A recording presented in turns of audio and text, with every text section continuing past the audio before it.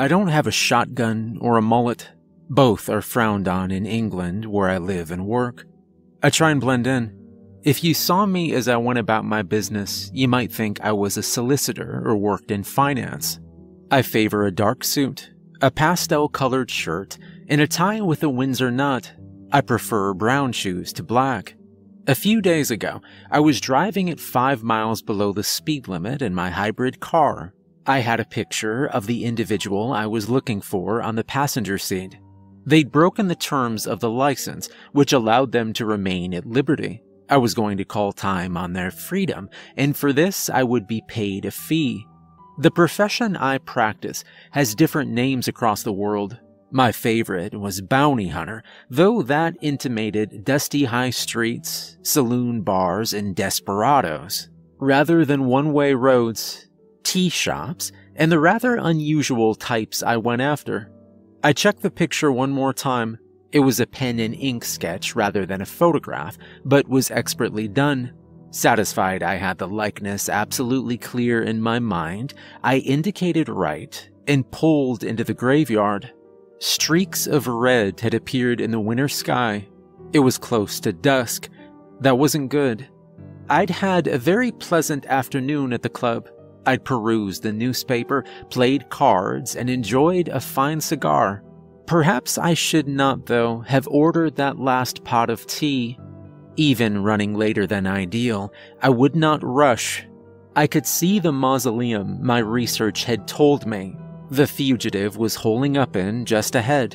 Careful not to block the access road, I parked up next to it and climbed out. The building must once have been grand looking, but now its stone was a dirty gray. I reached back into the car to get my briefcase, then went inside. The mausoleum's door creaked and groaned, not loud enough, I hoped, to disturb the fugitive.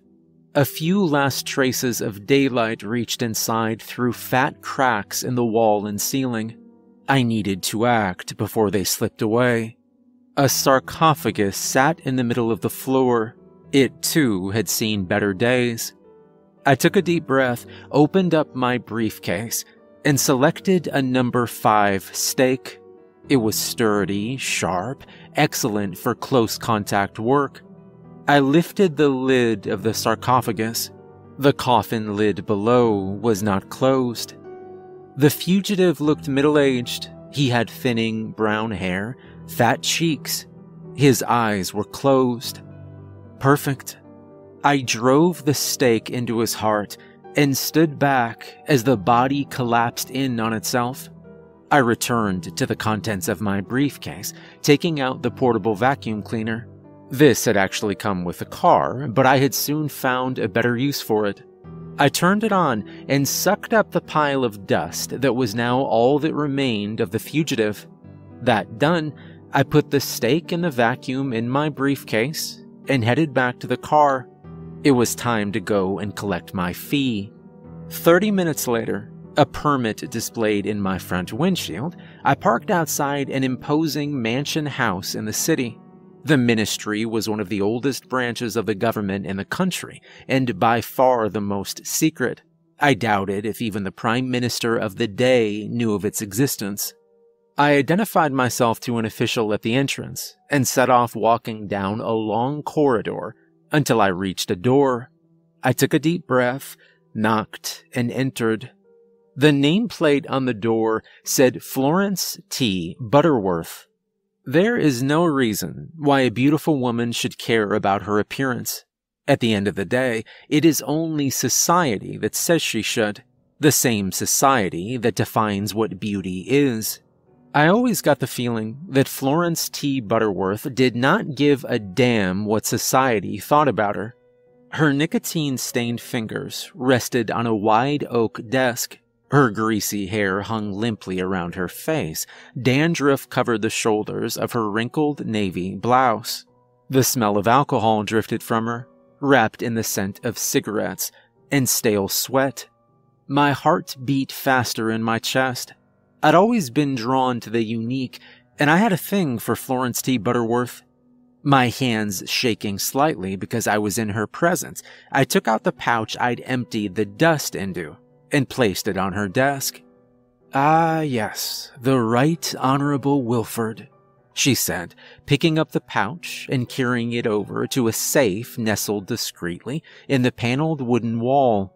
"Packaged blood was no longer good enough for him," she continued. "So he began to stray." She opened the safe and placed the pouch inside. "It simply won't do at all." She swung the safe door shut and turned to face me. "Now, I have another little job for you." She held out a new piece of paper. I thanked her, placed it in my briefcase, and left. Back in my car, I looked at the document. There was a name, an address, and a photograph. There was only one lycanthrope at liberty in England on the books of the ministry. He'd been following the terms of his license by being locked in a cage for the first few nights every month, or so he claimed. The partial remains of animals had been found nearby. The flesh had been torn from their bones. It was time for me to bring this wayward creature in. I peered out of my car window. The full moon shone in a cloudless sky. I tutted. Daylight would have been better, but there's no time like the present. So I tutted again and started the engine. Buildings slipped by, and soon the bustling metropolis fell away, and I was traveling through the countryside. Trees rose behind hedgerows as the road narrowed into a single lane. I reached the turning which led to the lycanthrope's address according to my satellite navigation system. Gravel crunched below the wheels as I left tarmac behind as well. The trees had cleared, and I was surrounded by open fields, which should have been deserted. I slowed down and peered into the darkness. I thought I could see lights, movement, and yes, there was something out there. I stopped the car to watch and wait. They walked in single file. Crude masks hid their faces, and each carried a burning torch. There were around 24 of them, more than enough for an angry mob. I tensed. They'd not seen me yet, but they were coming closer. And then they turned and headed for a gatepost that would lead them away from me. I realized I'd been gripping the steering wheel tightly, and I forced myself to relax. They were up to no good. That much was for sure. Hoping it was nothing to do with a lycanthrope, I started the engine and trundled on down the track. Around 10 minutes or so later, I came to a house that stood in its own grounds. It was the type of place which could have been featured on the cover of a magazine extolling the English country lifestyle, apart from the fact that its downstairs windows were shattered, and someone had spray-painted "Monster" on the front door. It appeared the mob had already paid a visit. I swore under my breath I'd been planning on bringing the lycanthrope back to the ministry. I would receive my fee, and it could be safely housed in one of their cages and assessed.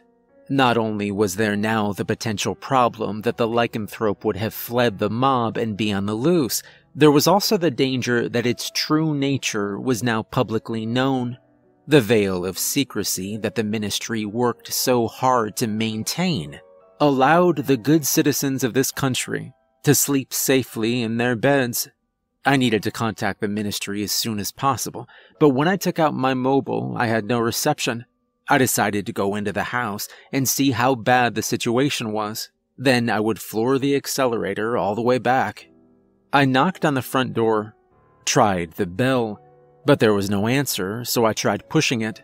It swung open silently. I stepped into a hallway bathed in darkness. I could see pale light in one of the rooms it led to, and hurried that way. I reached the doorway and shook my head sadly. The room was dominated by a large wire mesh cage. The door to the cage was open, and in it lay the body of a wolf. Blood pooled on the ground around it. As I moved closer, I saw that it was still breathing. Perhaps I was not too late, I thought, then realized there was something skulking in one of the darkened corners of the room. My mobile was useless as a phone, but the torch still worked. I turned it on, and its beam revealed a young woman sitting against the wall. She was hugging herself, and her face was stained with tears. She looked up at me with wide, scared eyes. I thought they'd come back," she said. "The mob." "I saw them heading away," I replied, in as calm a voice as I could muster. "But we need to get both of you out of here as soon as we can. I know a safe place." She began to sob. "All we ever wanted was to be left in peace. My brother was trying. He really was. He didn't choose to become a werewolf. He didn't choose to live like this." Her words trailed out as she looked at the figure in the cage. It was turning now as its breathing slowed, and finally it grew still. The wolf was gone, and the man had returned. He was dead. "I'm sorry," I said. A sister's love had clearly driven her to see past the thing her sibling had become, and I thought the least he deserved now was a little respect. I went into the cage. I would carry his body back to the car and take him and his grieving sister to the ministry. I knelt next to the corpse and saw the cut that sliced open his throat. There was something almost clinical about it. It was not a killing wound a mob would inflict. I turned around. The young woman was no longer weeping. A smile crept across her face, and in her hand she held a long, vicious-looking knife. "It was simple in the end," she said. "Those fools from the village had no idea what had killed the farmer's animals and were thrashing about in the night with their stupid masks and torches. I, on the other hand, knew exactly what I was doing. I threw my brother a lump of meat dosed with sedative, then sliced his neck open from ear to ear. And just in case any suspicion fell on me, I defaced the door and bricked the windows so the mob would take the blame." "Why?" I asked. "Because I was tired," she snapped back. "Tired of being the nursemaid and jailer to a beast. Tired of being stuck in this house. It'll fetch a tidy price on the open market, and then I can leave here. I can be free. But first, there's the little matter of another interfering man, one the mob also killed in their blind rage." She began to advance on me with a knife. She was no werewolf, no vampire or zombie, but a deep, dark rage burnt in her eyes. Sweat began to trickle down my neck. Perhaps she was the most dangerous monster of all, a human being that is prepared to kill without mercy. She raised the knife. "Good evening," a voice said. I turned. The voice sounded familiar. Startled and relieved, I said, "Florence T. Butterworth. I had a bad feeling after you left the ministry to come here, so I followed you," she said, then turned her attention to the young woman. "Put the knife down," she said in a commanding voice. "No," the young woman said back. "I'll gut you, and then him." Florence T. Butterworth merely smiled at this and said, "Some might call the feeling I had intuition. I prefer instinct, ancient animal instinct." She began to shake as if she was at the epicenter of her own personal earthquake. Then she began to thrash around, and her unwashed hair flew from side to side. It seemed to be spreading. She was sprouting thick, dark hair everywhere. And all of a sudden, I could see rather a lot as she was bursting free of her clothes. I averted my gaze, but I couldn't help myself. Peeking through my fingers, I saw a snout, long yellow fangs from which drool trailed, eyes blazing with primal energy. and then she howled.